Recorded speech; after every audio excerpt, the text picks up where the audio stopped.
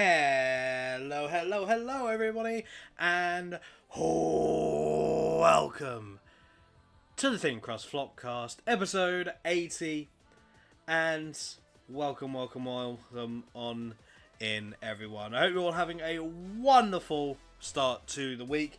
If it has not been treating you well, then I do apologise, and hopefully hopefully the bullshit that obviously we're about to talk about over the next few, possibly the next few minutes may be something. I don't know. Now, just to give a little context here, folks, I am obviously solo today because those of you who have been paying attention to the Discord, my co-host Damo's internet has unfortunately decided to play jump rope. Basically, we don't know whether it's actually going to be working or not.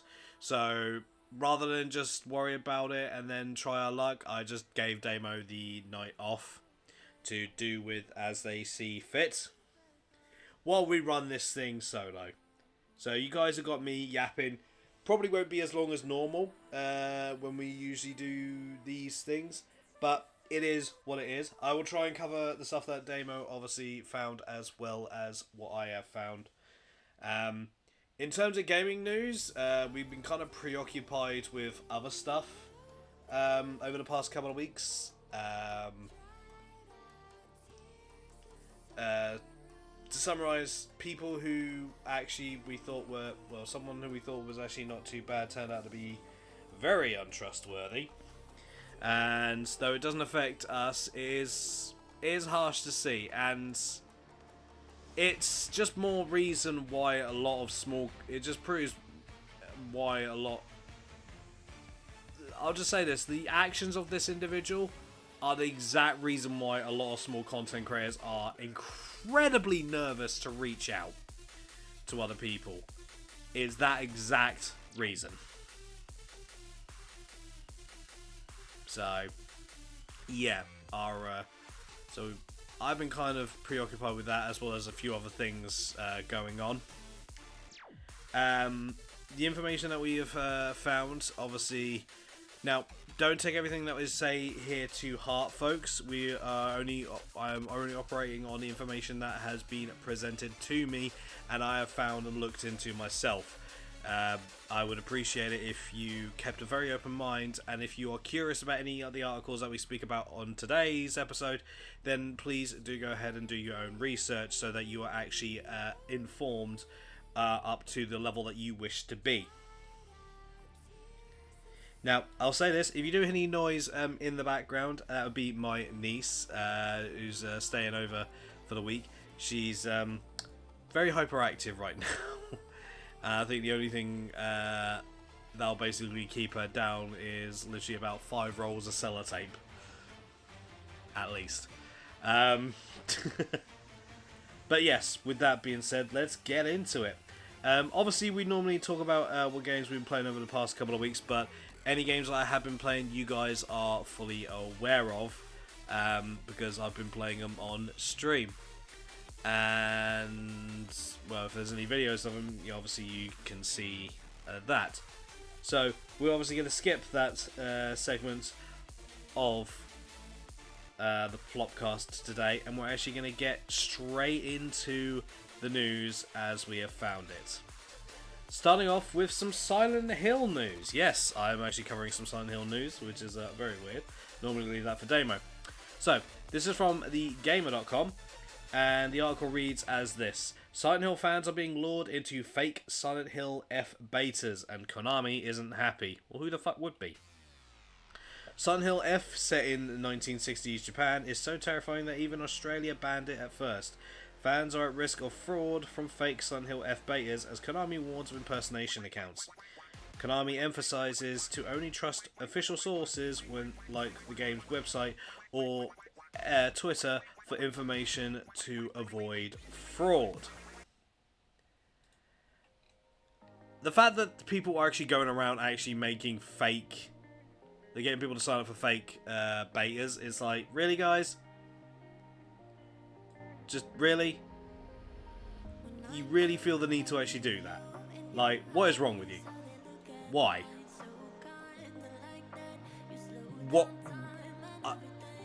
What's wrong with these people? Like, leave the Silent Hill fan base alone, for fuck's sake. Silent Hill F is said to be the first new entry into the mainline Silent Hill franchise in almost 15 years. Set in 1960s Japan, the title looks horrifying and contains the uncomfortable themes that help the series stand out from its survival horror contemporaries. The game looks so terrifying, in fact, it's already been banned and then unbanned in Australia. Given just how spooky the game looks and how long the wait has been for a new Silent Hill title, excitement within the community is palpable. So much that players are being duped into signing up for fake Silent Hill F betas, giving out their precious personal information in the process, leading Konami to issue a warning. Konami reiterates that there is still no Silent Hill F beta and fans shouldn't sign up to the fake ones. Yeah. When it comes to betas, folks, always wait until the information is from them directly. Do not respond to emails claiming this. Do not respond to quote-unquote accounts on social media claiming this. Always do due diligence when it comes to signing up to betas. Make sure that it's actually the legit company that you're trying to sign up for. Make it actually legit. Because there are loads of personation accounts literally just doing shit for shits and giggles as well as trying to get your personal information. So please do check everything. And the fact that people are actually doing this is very disgusting. In a new post from the Japanese Silent Hill Twitter account, Konami has been warning players about a wave of fake Silent Hill betas being offered to unsuspected fans. It has been confirmed that there are impersonation accounts on social media that advertise fake events, including closed beta tests for Silent Hill F, luring users to fraudulent websites to input personal information. It said using these fake websites may lead to a leakage of personal information or fraud, so please exercise caution. Konami then warns players that the official Silent Hill F information will come from one of only two sources, the official game's website or its official Twitter account. That is true, that is how they've always operated. These fake betas are just the latest in a wave of attempts to catch unsuspecting gamers out. Earlier this year, 2 games were released on Steam that added malware to players' PCs, bypassing all of the platform's checks. Last week, it was confirmed that 2 mods for the popular drug dealing simulator Schedule 1 contained malware. So, again, always do diligence. Always double check everything. And remember, it shouldn't even have to be said that any information in regards of upcoming games will come from either the official website or the official Twitter page or the official social media account of the company or publisher. There's literally always those. You never ever trust. Just because they claim to be journalists do not mean anything. Please do check everything when you look into stuff, okay? Do not get lured in by this bullshit.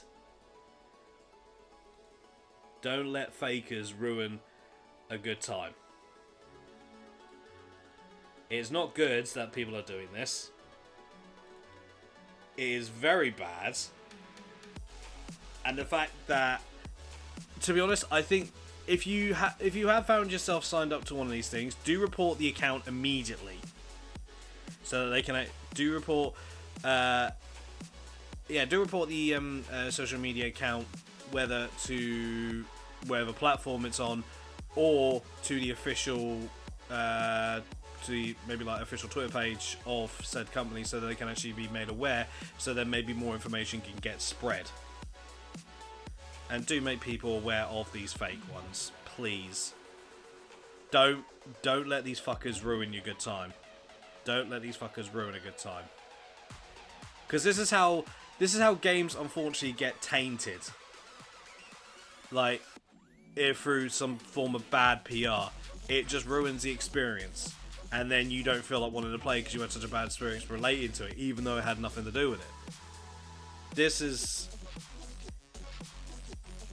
what losers and trolls do on a constant. They just try and ruin the experience for everyone because it's their only way of getting any form of self-gratification. Do not let these fuckers ruin you. Always make sure that your information is safe. So, from Silent Hill F-Beta to Oblivion Remaster. Now, I will say this, there does seem to be a bit of issues in regards of the PC version of Oblivion Remaster. There have been quite a few cases I have heard where there does seem to be some bugs that have actually caused the game to really cause issues. And this is just what I've been hearing, so Damon was actually going to give more information on it, but I feel that I shouldn't do that in Damo's place. So instead, I'm going to cover this article on top of it. If your Oblivion Remaster save files are mysteriously disappearing or not syncing between devices, don't worry, it's not your fault, they're just getting sent to the wrong place. So this is on Bethesda. Actually, no, I don't think it's on Bethesda because it's actually done by a different company. This is from PCGamer.com.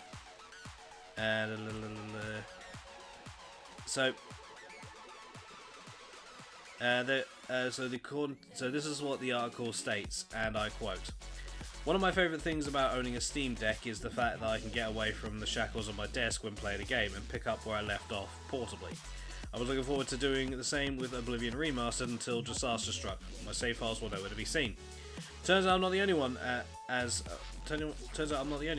my meticulous research, googling my issue and adding Reddit on the end, like any good netizen, pointed me to loads of folks facing the same issue. Turns out the Oblivion handles. Turns out the way Oblivion handles save files is a little squiff right now, and Bethesda says it's quote-unquote investigating the issue." So where are the save files? Turns out that, for whatever reason, Oblivion Remastered doesn't tuck its save files away alongside with all your other ones. No matter where you've pointed your saves to go, Oblivion Remaster will just go ahead and create its files in your username / documents / my games. Fine, if that's your default anyway, which it is for our writer who confirms his saves are syncing up fine across his PC and Steam Deck. Oblivion Remastered is verified for Steam Deck, but the original with mods is a far superior handheld experience. But if this isn't your default directory, Steam won't necessarily be looking there for your cloud saves. Weird music playing. If your PC is set up like the article writers, it'll be looking inside a OneDrive document folder instead.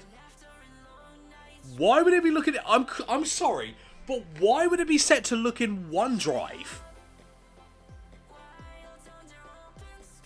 Why would you? What? That makes no sense. All my files are set where they're meant to be, on the hard drive. We just noticed we miss OneDrive documents folder instead, which is now be missing from Oblivion Remastered's own directory. In other cases, if your user profile is set up on another drive, Steam will be looking there instead.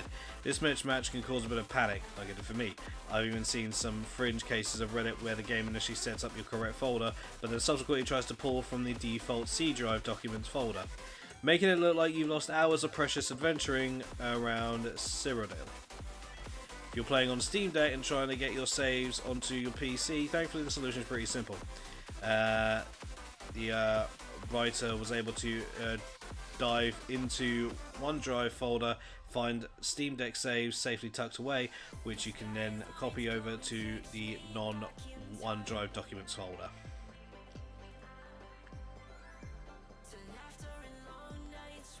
So, in all aspects then, it seems basically a case of it's just not able to actually find where you got it set. So it sounds like there's an issue with the coding on that basis.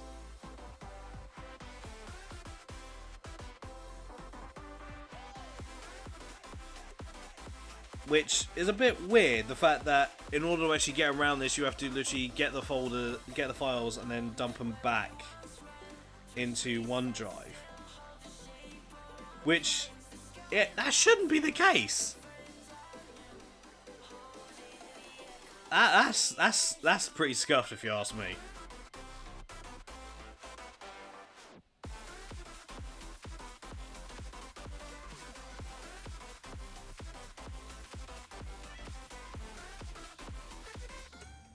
So apparently, one Reddit user has said that it might be the solution might even be simpler. Just to simply disabling OneDrive in the documents folder should patch things up. Otherwise, it's basically a matter of trading files between your default user profile location and the folder that Oblivion Remastered is creating, while ignoring your usual settings. Is a massive ball ache right now, though, especially when the game is not only Steam Deck verified, but it's supposed to be cloud save compatible. Yeah, so why isn't it actually backing it up on the cloud?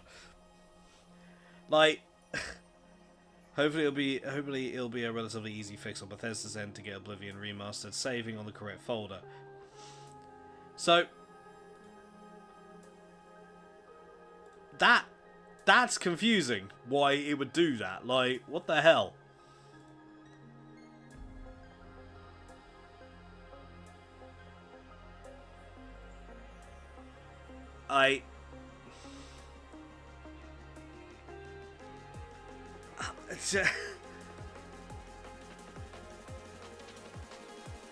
That's odd that it would actually, like, try and look elsewhere for the save files, even when it's meant to be directed.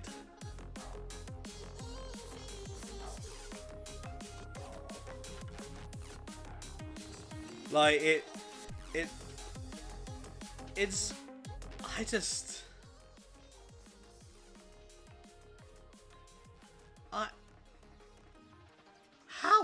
how can you fuck up the save file system like that? What the hell? Well, hopefully the fix has actually come up with sorted, because that is nuts. Just what the hell? So, with that being said, from Oblivion Remastered to the Switch 2. Now, obviously, to many of you who have been following all this, there's been all sorts of issues in regards of the Switch 2, and it's not because of scalpers.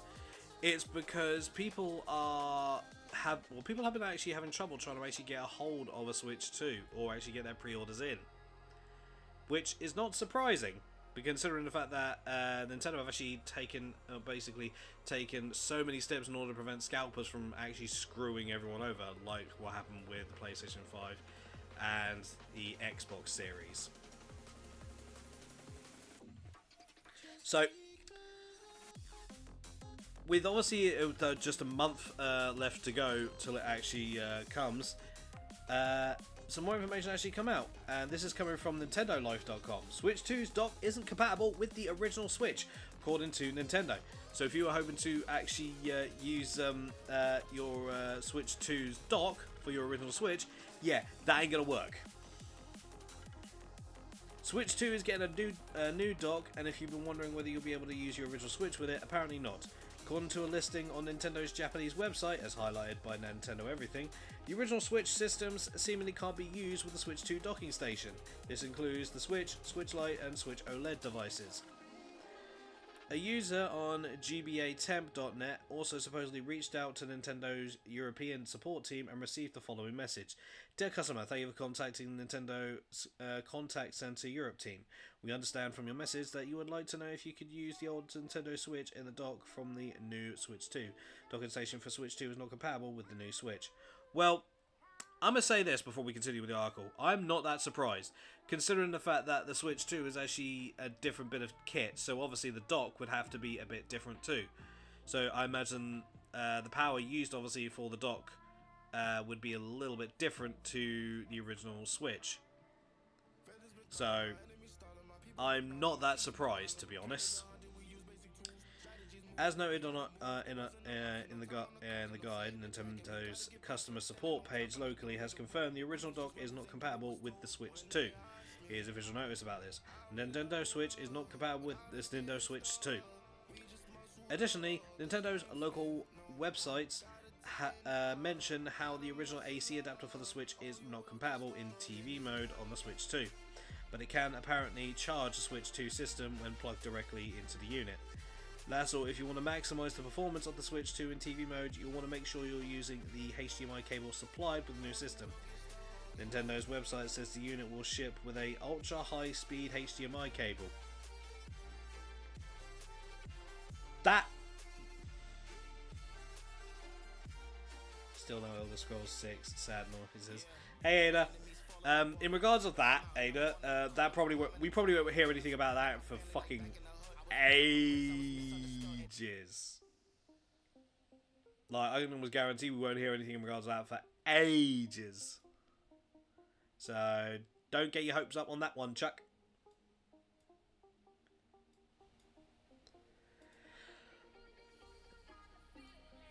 Again, though, the fact that they are saying that only the HDMI cables provided will actually work, I kind of don't believe that. But that's just saying they want to, if you want to maximize it in TV mode. But the thing is, there are plenty of HDMI cables out there that will actually do the job. So what it actually means is, if you want to maximize it to have it like the best look, the best graphics, blah, blah, blah, blah, blah, use these HDMI cables we are supplying. That's all they're basically saying. You can use other HDMI cables, obviously providing they're not like 15 years old. So don't worry about that. If you intend on using other HDMI cables or you have stuff ready, then don't worry. I'll still be using my original Switch because obviously there'll be some stuff that obviously I can't do, vice versa. So I'm not going to go through all the ball ache of this, that, and the other. So I do have the plans. So the fact that they haven't actually say that it won't be compatible, that the original Switch won't be compatible with the dock, is not surprising. So if you're still planning on using your original Switch, then keep it with the dock that you've already got. However, if your dock is basically busted, then you might want to think about getting yourself a brand new dock in regards of that, as the Switch 2's dock will not obviously work for it. Which, again, it's no surprise. So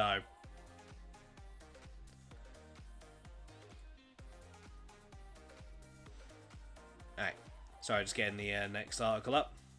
This is coming from Nintendo Wire. And we have some Wii news. Yes, some Wii news. Yeah, we're coming up with all fucking sorts here, folks. The Wii Homebrew channel shuts down due to developers discovering stolen code from Nintendo in its source. In a surprising bit of news for fans of Nintendo's Wii console, the legendary Homebrew channel has ceased development and its GitHub repository has been removed, effectively shutting down the piece of software. No one is certain when this occurred, but a user on Twitter posted a letter from the GitHub page this past weekend that alleges the entire community around the channel was all built on top of a pile of lies and copyright infringement. Created by homebrew group Fail Overflow, the Homebrew channel has the means for users to get homebrew applications on their GameCubes and Wii's for over a decade now. Easily installed with a software exploit, the Homebrew channel allows for the installation of emulators and other indie apps on the Wii that weren't originally sanctioned by Nintendo. While piracy is certainly possible through these means, the homebrew channel itself is not dedicated to stealing games or software. Its main goal is to provide smaller developers a chance to experiment with Nintendo's console and create software without having to go through Nintendo's official SDK, or having to acquire a development console which isn't even available anymore. Recently, Fail Overflow discovered that certain parts of the Homebrew channel's code contained stolen lines of code directly from Nintendo's official SDK. If you've been following the news surrounding Nintendo Switch emulators, you'll know that Nintendo has successfully sued the creators of Yuzu for something similar. A significant portion of the Homebrew channel's code has been copied from RTEMS, which has a rather fascinating history dating back to 1993. As such, the group doesn't feel it's ethical to continue distributing or developing the Homebrew channel software. The post by the group on its GitHub page makes a call to action for the Wii Homebrew community. The group writes, "Please demand that the leaders and major contributors to console or other proprietary device SDKs and toolkits that you use and work with do things legally and do not tolerate this kind of behavior." So, a system that was made, a software that was, to basically break it down for you guys, because there was a fair amount of text there. TLDR. The Homebrew channel that was made for the Nintendo Wii, which allows for games and stuff that wasn't originally sanctioned to be put onto the Wii. However, it actually has actual stolen code from Nintendo, so essentially it is very liable for, very legally liable, so they could easily be sued. The fact that the creators the GitHub people, or the ones I have on GitHub, have literally turned around and said, "Oi, pack this shit in. We're shutting this shit down." It's fair enough, considering how very court happy Nintendo has been over the past few years, although that is technically kind of how they've been for a while. So, it is what it is. So,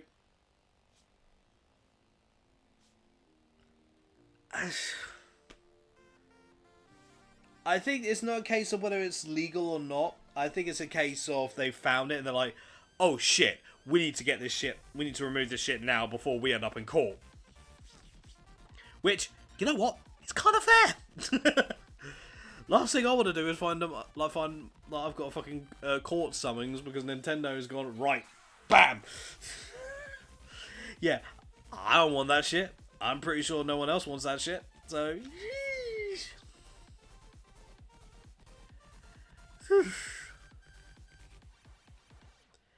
so, from the past to the future. Many people have been wondering for a while now when GTA 6 will be coming out, and it's been kind of a bit of a joke at this point. Some people are actually even starting to make bets, I had seen, on what would come out first, GTA 6 or Elder Scrolls 6. Well, we have an answer to what's coming, or when one of them's coming out. Whether it'll be first, we don't know. But based on how things are with Bethesda, we know that we can guarantee this might be first. But GTA 6, this was actually posted by Rockstar Games on social media. Grand Theft Auto is now coming May 26th, 2026, aka next year. GTA 6 is now set to release on May 26th, 2026.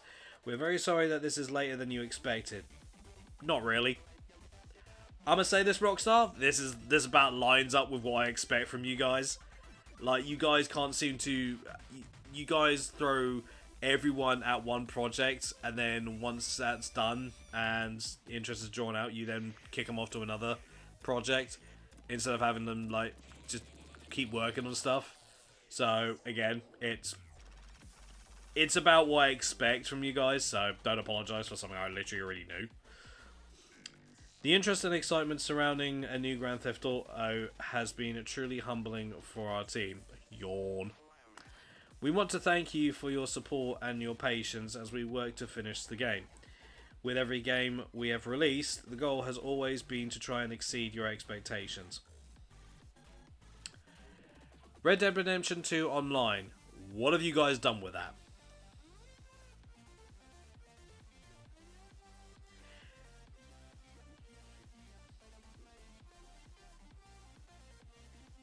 Yeah. And GTA 6 is no exception. We hope you understand that we need this extra time to deliver the level of quality you expect and deserve. We look forward to sharing more information with you soon. Sincerely, Rockstar Games. Now, I don't really have much to say because I left the whole GTA series behind a while back, because GTA 5 and GTA Online, literally, I was just bored. It just bored the crap out of me. Like, there was nothing interesting me. Like, originally, GTA Online was actually kind of fun. But, unfortunately, it's just boring. Like, that shit gets old. Like, the fact the only thing they've really added on to the online is just heists and more creativity in terms of races and stuff and various other things you can actually do. They've not really, like, they claim to actually want to do stuff for the story, for the actual GTA 5 story. They haven't done anything. Like, when it comes to promises from Rockstar in regard to the GTA series, I'm expecting them to release it, patch things when needed, and then just probably leave it at that. I'm not expecting much from them. So, I imagine at some point they're probably going to piss more people off piss more celebrities off with some form of lawsuit or something. Like, they're going to have some form of likeness. I heard there was a bit of an issue a while back, so I'm just like, you snooze, you lose, guys. I'm just over GTA.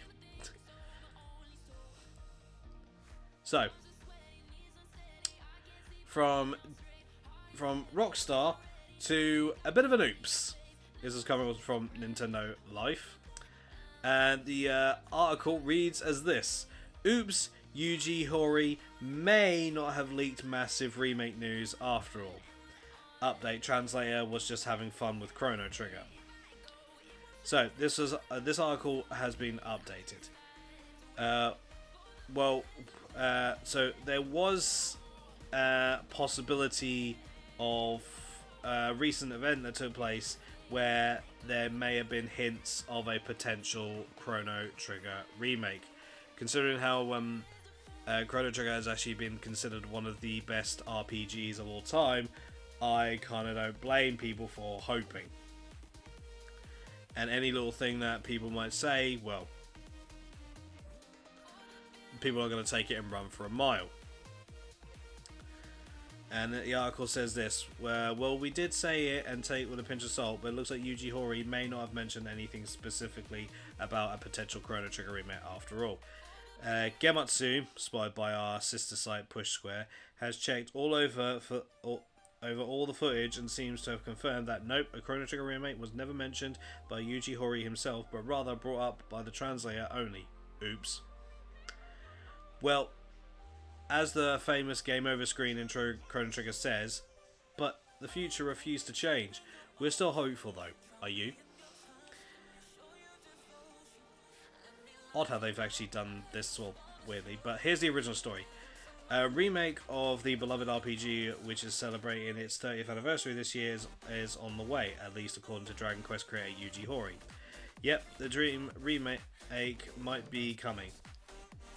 Is apparently being remade by Horii-san, who supervised on the 1995 classic.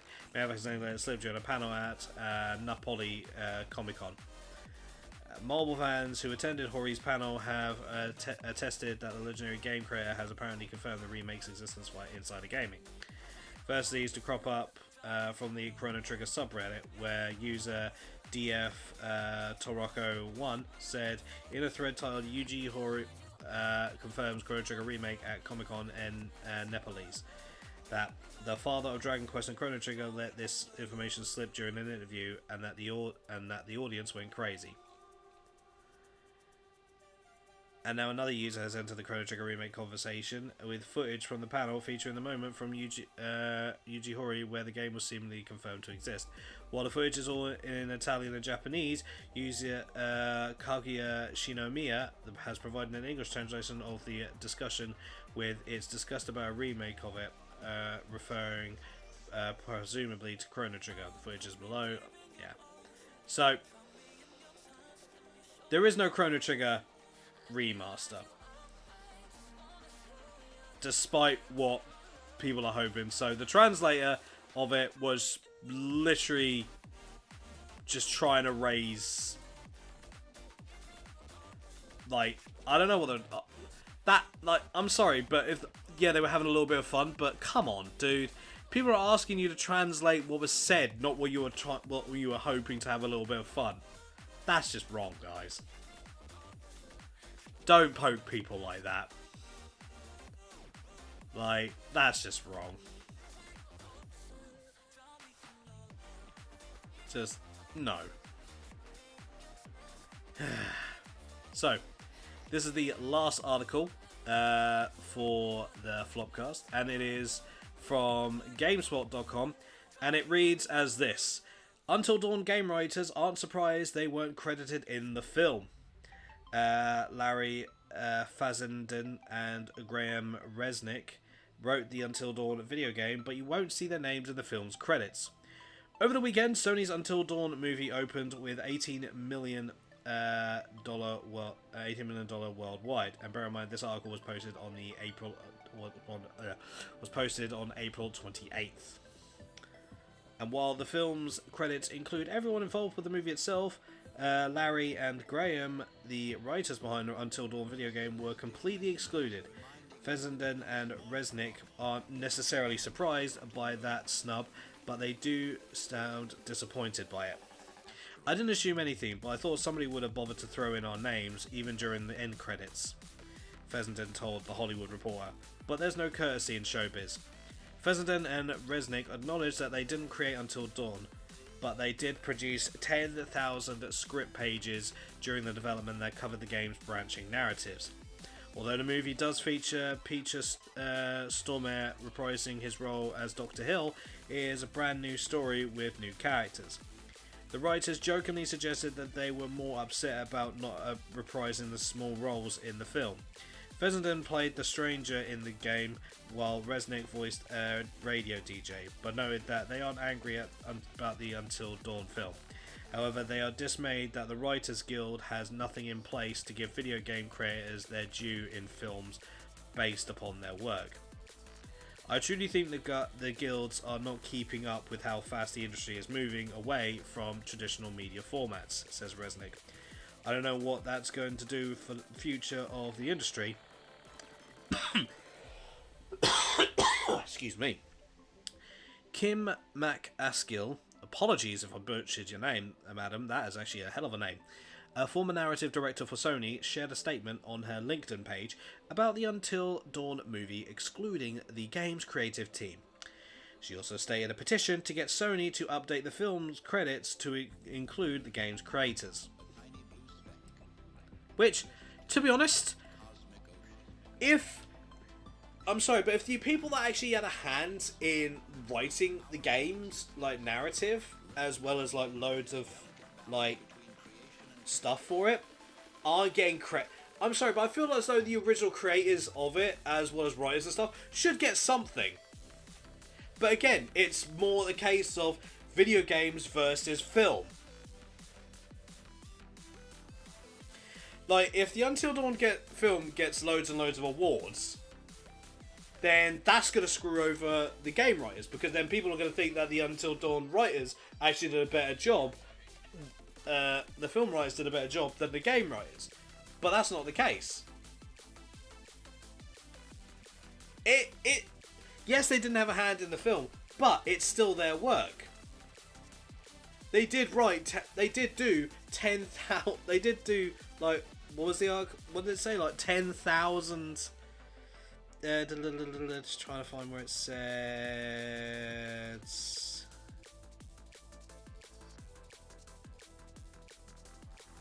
They did produce 10,000 script pages during development. How hard? I'm sorry. How hard is it to actually show some appreciation to some of the original people, actually the majority of the original people that actually worked on the damn thing? And if you invite them to go and see the fucking movie, what the hell? Give people their due diligence. Jesus Christ. Again, this is just the entertainment business. As I keep saying, as I say to people again and again and again, Hollywood is its own thing, and video games are its own thing in general. And Hollywood in general, the movie biz in general, is so fucking far behind in regards of stuff, especially in regards to some rules, that video game adaptations don't credit the necessary people that need to be credited. That's what it feels like. And this is just proof. Just more proof of it. Hopefully something actually can be done.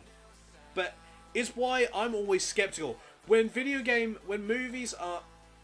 people make movie adaptations of video games, I'm always extremely skeptical.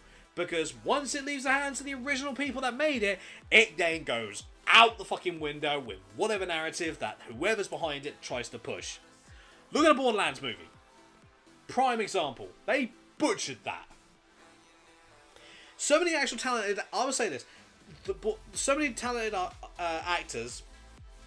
Literally... Their talent were wasted. Like, the Borderlands movie is just the most recent example of it. And it's like... It sucks. And it has sucked for some time. And I hate the fact that the industry continues to do this sort of stuff.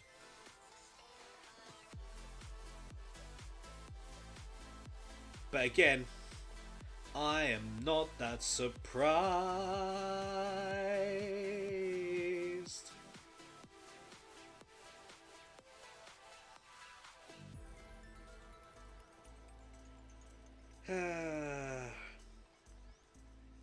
Just fuck's sake, man. That's why I don't trust. That's why I don't trust the film industry.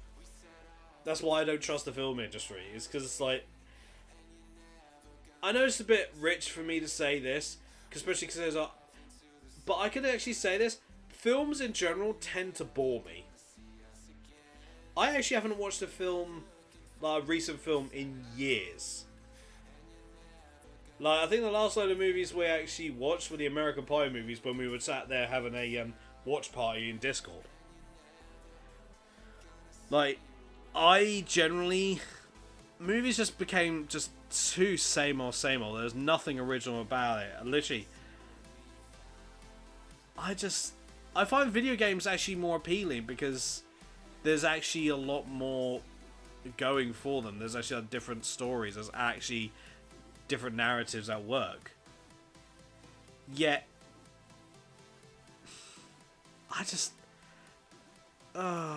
maybe I'm the wrong person to actually say this, but I hate the movie industry. I hate the movie industry.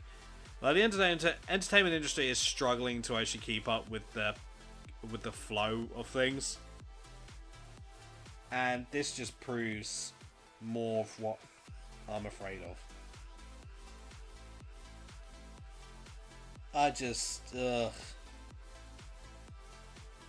Hopefully, things will actually start to get better. The fact that it seemed to actually do well is... It is actually good. Like 18 million worldwide. I can't imagine they were hoping for much. So, the fact that this actually done 18 mil is like, well done. Well done. But with that being said, though, folks, that is actually going to be it for this episode of the Thin Crust Flopcast. Hope you all actually enjoyed this episode. If you missed any of the action that took place here and you want to actually see more, then go check this out on YouTube when it gets uploaded later on. And if you want to see any of the other episodes of the Flopcast, then go ahead and check out the playlist on my YouTube channel at youtube.com/ChaosDragon49. And hopefully next time my co-host's internet will not be playing peekaboo. So shout out Damo. Hopefully your internet actually decides to work for you and the providers are not absolute cunts. Yes, I will say that. Absolute cunts. But yes, the next episode of the Flopcast will be on the 19th of May. So look forward to that one, folks. And to those of you who have watched this, thank you everyone so much for tuning in. We will catch you all in the next one. And with that being said, make sure you have all your personal belongings with you. Because otherwise, if you leave them behind, they will get used by the Goblin Jammers for whatever they choose. And that may also mean firing at our inventor if he ever escapes from the cage. I'm just hearing him now, just all of a sudden, mine!